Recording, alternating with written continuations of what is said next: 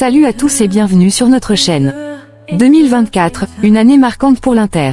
Sous la présidence de Beppe Marotta, le club a consolidé sa place parmi les élites du football européen, tout en bâtissant une vision ambitieuse pour l'avenir. De ses décisions stratégiques à son leadership exemplaire, Marotta est devenu l'architecte d'un projet solide et durable. Dans ce contexte, la victoire de l'Inter face au Como illustre parfaitement la force et la résilience de l'équipe. Une performance analysée par Marco Parolo, Valon Behrami et Andrea Stramaccioni, qui reviennent sur la maîtrise tactique des Nerazzurri, leur capacité à surmonter les défis et l'émergence de joueurs clés comme Marcus Thuram. Riccardo Trevisani, de son côté, explore les implications plus larges de cette victoire, évoquant les choix de formation, l'importance de la politique sportive et le rôle crucial des jeunes talents dans l'avenir du club. L'Inter 2024, c'est plus qu'une équipe en quête de titre, c'est une institution qui se réinvente, avec des ambitions toujours plus grandes. Et cette année n'est que le début d'une histoire encore plus glorieuse à écrire. Bienvenue dans l'univers Nerazzurro. Beppe Marotta, une année d'Inter et d'ambition pour l'avenir.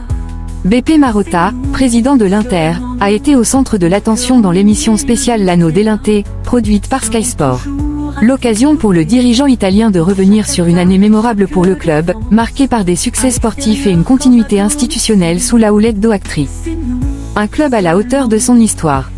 Marotta insiste sur le fait que cette réussite est avant tout celle de l'Inter, bien qu'il y joue un rôle central. Si c'était l'année de Marotta.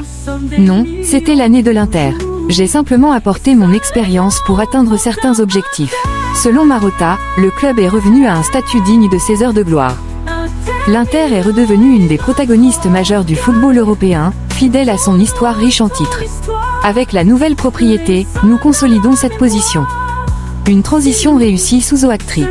En mai 2024, un changement majeur a marqué l'Inter avec la prise de contrôle par Oaktri et l'élection de Marotta comme président. Devenir président de l'Inter est extraordinaire pour ma carrière. Cela n'a fait qu'intensifier ma dévotion et mon engagement envers le club. Oaktri, selon lui, apporte une gestion pragmatique et durable. Ils sont intervenus discrètement mais efficacement, en traçant des lignes directrices claires. Nous cherchons une viabilité financière grâce à des recrutements ciblés, en privilégiant les jeunes talents pour garantir compétitivité et pérennité. Simone Inzaghi, un leader affirmé. Marotta a également loué le travail de Simone Inzaghi, entraîneur de l'équipe depuis 4 saisons. C'est un grand professionnel, intelligent et modeste. Il a su inculquer une culture du travail, de la passion et du sentiment d'appartenance. Grâce à lui et au management, nous avons atteint de grandes réussites.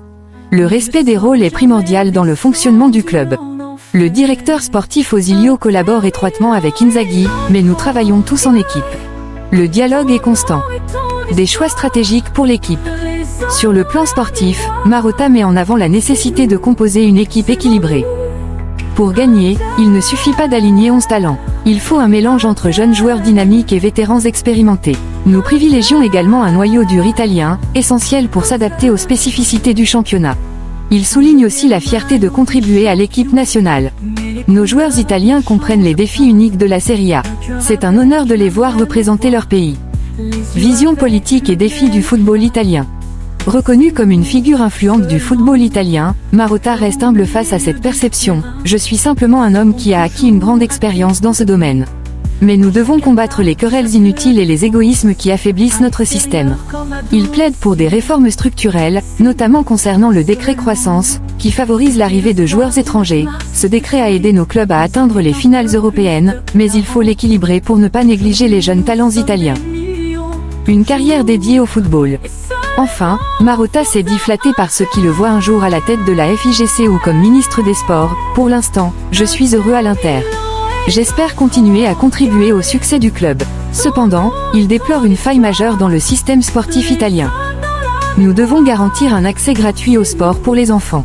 Cela passe par un lien plus fort entre l'école et les activités sportives, un objectif que le ministre Abodi et d'autres responsables pourraient atteindre. Analyse du match Inter-Como et les commentaires de Marco Parolo sur DAZN. Marco Parolo, ancien international italien et consultant pour DAZN, a partagé son analyse sur la performance de l'Inter lors de son match contre le Como.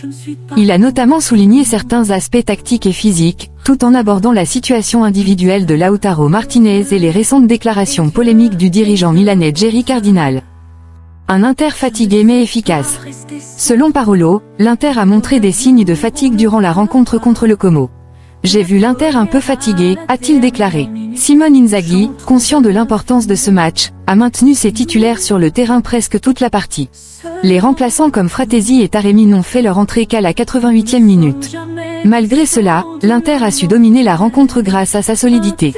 Parolo a mis en avant la capacité de l'équipe à gérer les temps forts et à exploiter les opportunités décisives. L'Inter est forte, elle sait quand frapper, elle peut se montrer dangereuse à tout moment, notamment sur balles arrêtées.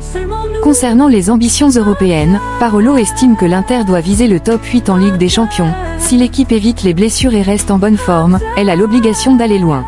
Bien sûr, les tirages au sort joueront aussi leur rôle. Lautaro Martinez, une quête constante de but. Marco Parolo s'est également exprimé sur Lautaro Martinez, capitaine et attaquant vedette de l'Inter. Il a remarqué une évolution dans son approche mentale. Dans le passé, il semblait s'énerver lorsqu'il ne marquait pas. Aujourd'hui, sa maturité et les victoires obtenues lui permettent d'aborder ces moments avec plus de sérénité. Cependant, l'attaquant argentin reste avant tout motivé par les buts, il vit pour marquer et aspire à devenir le meilleur buteur. Le fait de voir Thuram marquer pourrait l'inciter à évoluer davantage. Parolo prévoit une belle deuxième moitié de saison pour Lautaro. Il ne sera peut-être pas le meilleur buteur, mais il peut inscrire entre 15 et 20 buts cette saison. 12 buts lors de la phase retour sont tout à fait à sa portée. Les déclarations polémiques de Jerry Cardinal.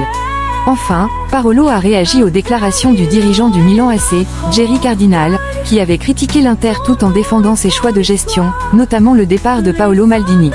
Ces propos font suite à une forte contestation des supporters milanais. Les dirigeants du Milan adoptent un ton très virulent après avoir été confrontés à une contestation importante de la Curva Sud, a expliqué Parolo. Il considère ces attaques contre l'Inter comme une tentative de diversion. Cela ressemble à une manœuvre forcée pour détourner l'attention des difficultés internes du club. Analyse de Valon Behrami sur la performance de l'Inter face au Como. Valon Behrami, ancien international suisse et aujourd'hui consultant, a livré son analyse du match entre l'Inter et le Como. Selon lui, les Nerazzurri ont joué sur un rythme modéré, suffisant pour s'imposer face à une équipe de bas de tableau, mais sans briller. Une gestion sans éclat. L'Inter était en mode gestion, elle n'a jamais accéléré le rythme, a expliqué Behrami. Il souligne la difficulté de maintenir une intensité élevée contre des adversaires moins bien classés. Ce n'est pas facile, car il est difficile de se motiver dans ce type de confrontation. L'Inter a fait ce qu'il fallait, mais rien de plus. Pour une équipe comme le Como, c'est frustrant, car il donne tout alors que l'Inter obtient un maximum avec un minimum d'efforts. Ce constat reflète une performance maîtrisée mais peu enthousiasmante, mettant en lumière l'écart de niveau entre les deux équipes. Un impératif de succès européen. Pour Behrami, l'Inter doit viser haut cette saison, notamment en Ligue des Champions. Nous considérons l'Inter comme l'une des 4 meilleures équipes d'Europe. Par conséquent, elle a l'obligation de viser la victoire dans les compétitions. Cependant, l'ancien milieu de terrain met en garde contre les contraintes financières auxquelles le club pourrait être confronté à l'avenir. Si ce n'est pas cette année, ce sera difficile de réitérer cette ambition. L'Inter devra probablement vendre des joueurs clés en raison de ses besoins financiers. Ils ont eu de la chance avec Onana, en réalisant une belle plus-value. Mais l'Inter devra continuer à générer des revenus importants avec des joueurs comme Bastoni, Thuram ou Lautaro. Focus sur Lautaro et Sommer.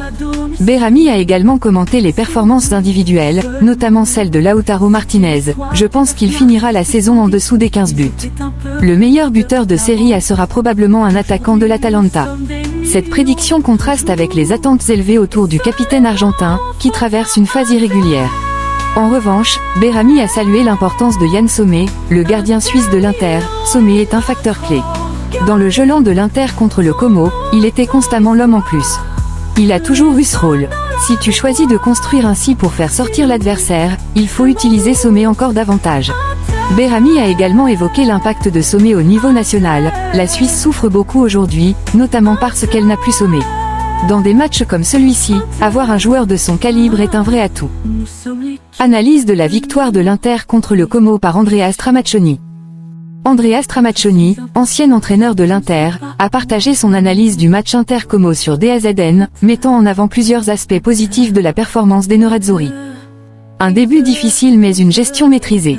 Selon Stramaccioni, l'Inter a été quelque peu surprise en première mi-temps par l'agressivité du Como et son changement de module tactique. Ce n'était pas la même Inter habituelle dans les 45 premières minutes.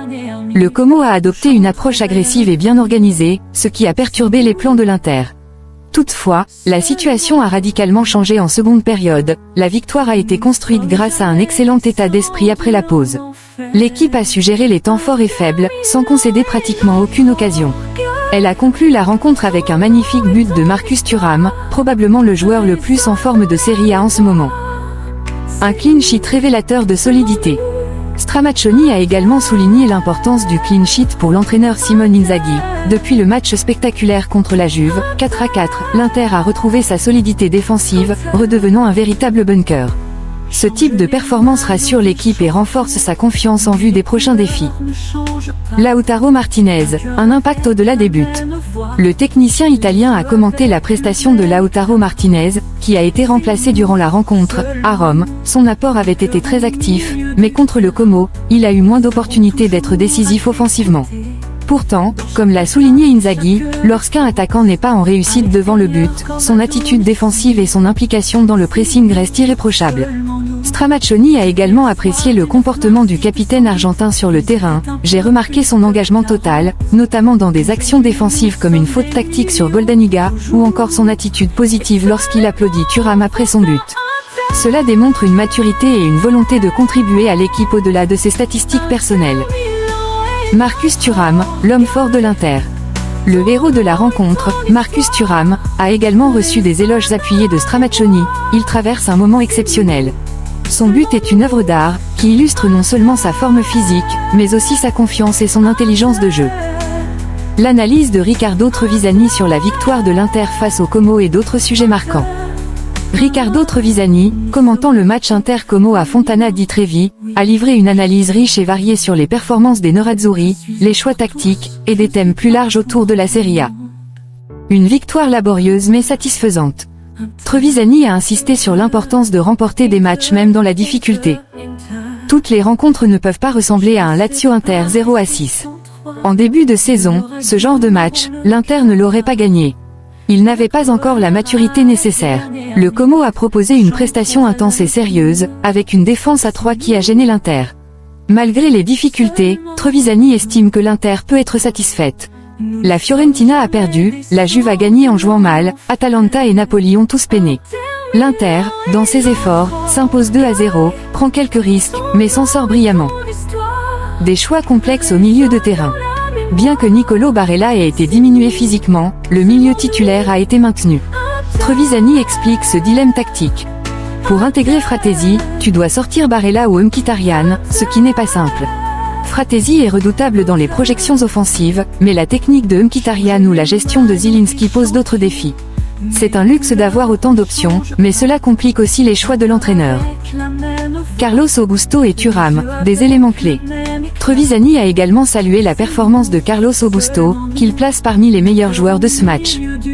Carlos Augusto, Bisek, et bien sûr Thuram ont été précieux dans une journée où les cadres habituels, Barella, Çalhanoğlu, Dumfries, Di Marco, ont été moyens. Ces joueurs sont généralement ceux qui permettent à l'Inter de bien jouer. Pourtant, l'équipe s'impose grâce à une solide prestation défensive. Concernant Marcus Thuram, il a souligné sa constance. Thuram a mal joué les 75 premières minutes contre la Lazio, mais en 2 ans, je l'ai vu insuffisant seulement 5 fois. Il reste une valeur sûre. Les frères Esposito, un trio prometteur. Trevisani a profité de l'occasion pour évoquer la montée en puissance des frères Esposito, Sebastiano, Salvatore et Francesco Pio. Sebastiano est le plus talentueux, Salvatore est le meilleur milieu de terrain, et Francesco Pio est un buteur né. Ils sont différents, mais chacun excelle dans son domaine. Si Sebastiano continue ainsi, il pourrait finir la saison avec une 12aine de buts. Il voit également Sebastiano comme un futur convoqué en équipe nationale. Comme ce fut le cas pour Maldini ou d'autres jeunes talents, Sebastiano mérite d'être appelé en sélection. Il montre une efficacité comparable à celle de Lautaro ou Vlahovic.